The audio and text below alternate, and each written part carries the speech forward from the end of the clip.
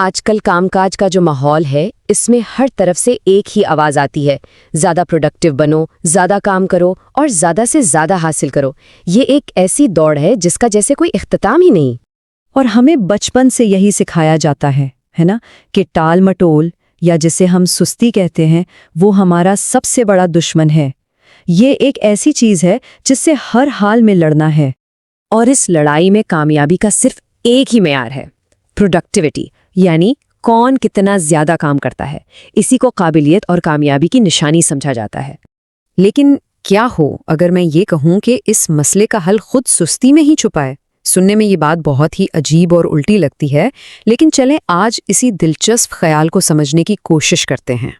یہ سارا آئیڈیا اس کتاب کے کور سے شروع ہوتا ہے۔ اس کا عنوان ہی کام کے بارے میں ہمارے سارے پرانے خیالات کو چیلنج کر دیتا ہے۔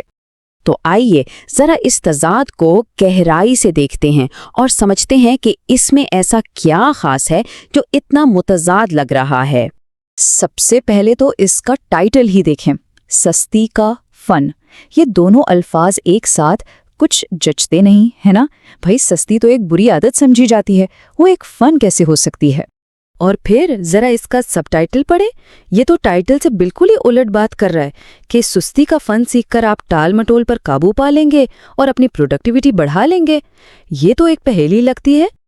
دیکھیں، ایک طرف سستی ہے جس کا مطلب ہے کام سے جی چرانا، توانائی استعمال نہ کرنا، اور دوسری طرف ہے پروڈکٹیوٹی جس کا مطلب ہے زیادہ سے زیادہ کام کرنا، چیزیں بنانا۔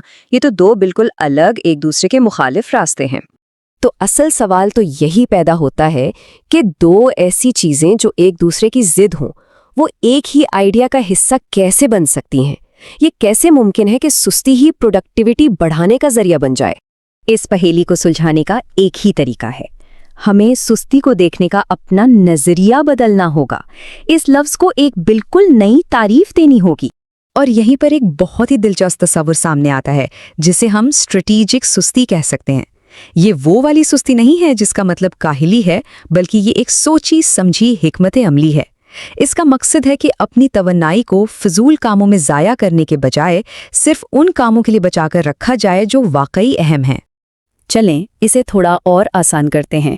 اسٹریٹجک سستی کا مطلب کام چوری نہیں بلکہ ہوشیاری سے کام کرنا ہے، بیکار بیٹھنا نہیں بلکہ مؤثر ہونا ہے، اپنی ساری توجہ اور طاقت صرف ان چیزوں پر لگانا جو سب سے زیادہ نتیجہ خیز ہیں، تاکہ ہم ذہنی اور جسمانی تھکاوٹ یعنی برن آؤٹ سے بھی بچ سکیں۔ تو فرق صاف ہے، جو روایتی سستی ہے وہ ہمیں ہر طرح کے کام سے روکتی ہے اور بیکار بنا دیتی ہے، لیکن اسٹریٹجک سستی صرف فضول کے کاموں سے بچاتی ہے تاکہ ہم صحیح کاموں پر پوری توجہ دے سکیں۔